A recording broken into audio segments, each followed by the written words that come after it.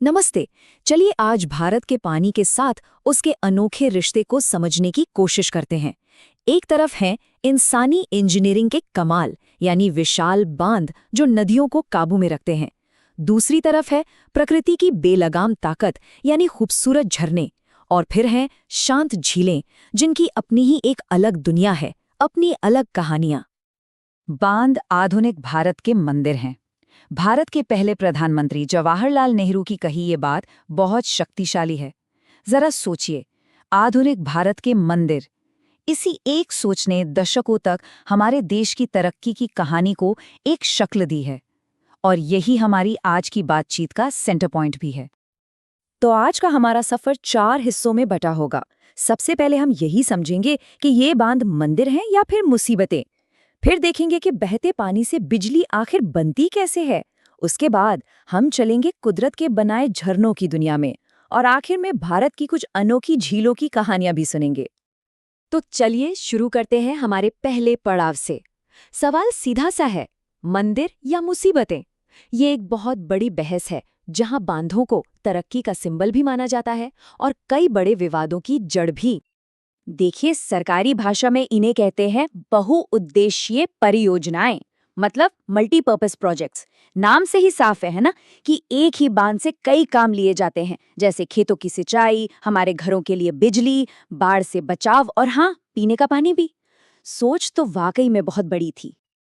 लेकिन जैसा कहते हैं ना, हर सिक्के के 2 पहलू होते हैं, और यहाँ ये बात बिल्कुल साफ दिखती है।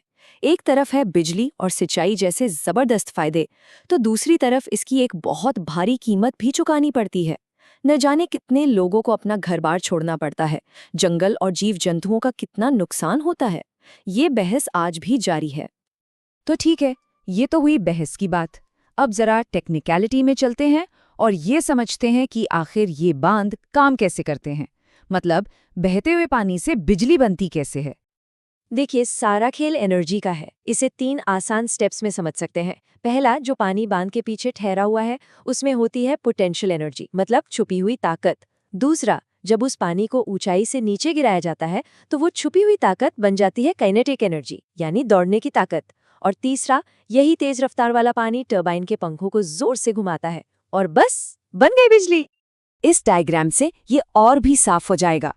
देखिए, ये है रिजर्वॉयर, जहां पानी जमा है। यहां से पानी एक मोटी सी पाइप, जिसे पेन स्टॉक कहते हैं, उसके जरिए तेजी से नीचे आता है। नीचे ये टरबाइन को घुमाता है और टरबाइन से जुड़ा जनरेटर बिजली पैदा कर देता है ना कमाल का विज्ञान, सादे पानी को बिजली में बदल देना। और ये प्रोजेक्ट्स कोई छोटे मोटे नहीं है, ये तो इंजीनियरिंग के अजूबे हैं। जैसे दामोदर वाली प्रोजेक्ट, जो आजाद भारत का पहला ऐसा प्रोजेक्ट था, या फिर भाखड़ा बांध, भारत का सबसे ऊंचा ग्रेविटी डैम। और हाँ, Chenab rail bridge, Salal hydro electric project के पास बना ये पुल दुनिया का सबसे ऊंचा रेलवे ब्रिज है। ये वाकई में आधुनिक भारत के स्मारक हैं। तो अभी तक हमने बात की पानी को कंट्रोल करने की, उसे बांधने की।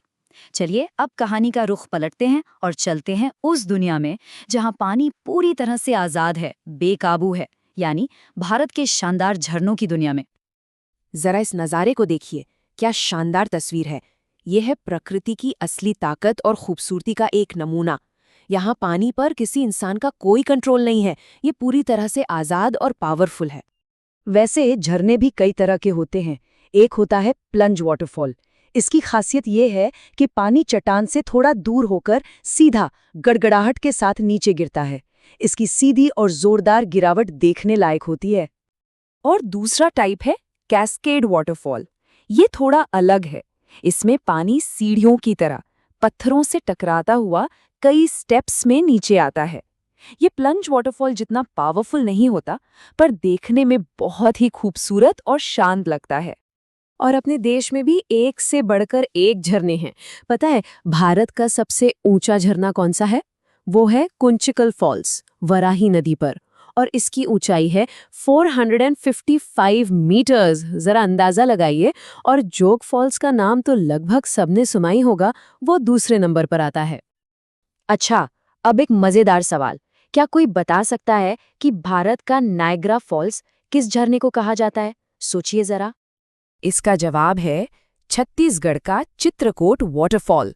मॉनसून में इसकी चौड़ाई और पानी का बहाव इतना जबरदस्त होता है कि इसकी तुलना दुनिया के मशहूर नायाग्रा फॉल्स से की जाती है ना कमाल की बात। तो हमने पानी का कंट्रोल देखा, उसका शोर भी देखा। चलिए अब इस सफर के आखिरी हिस्से में चलते हैं, एक ऐसी जगह जहां पानी शांत है, ठहरा हुआ है और अपनी अनोखी कहानियां सुनाता है। जी हाँ, हम बात कर रहे हैं भारत की झीलों की। ये जो मैप पर डॉट्स दिख रहे हैं, ये हैं रामसर साइट्स।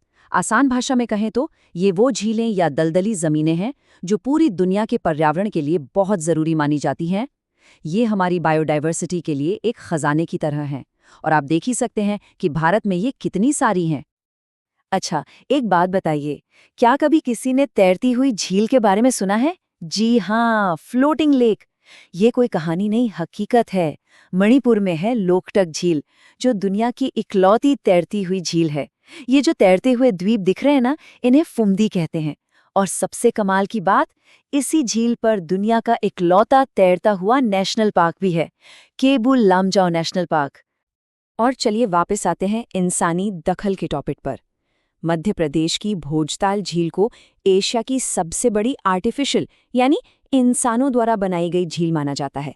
ये भी एक कमाल की मिसाल है कि हम सदियों से पानी के साथ कैसे जुड़ते आए हैं। तो बांधों के कंट्रोल से लेकर झरनों की आज़ादी और झीलों की शांति तक, इस पूरे सफ़र के बाद हम एक बहुत बड़े सवाल पर आकर खड़े हो जाते हैं। तरक्की ज़रूरी है या प्रकृति को बचाना? प्रोग्रेस या प्रेजर्वेशन? इन दोनों के बीच सही बैलेंस आखिर है कहाँ? इसका जवाब आसान तो बिल्कुल नहीं है, और शायद यही वो सवाल है जो आने वाले कई सालों तक भारत के पानी की कहानी को लिखता रहेगा। सोचने वाली बात है ना?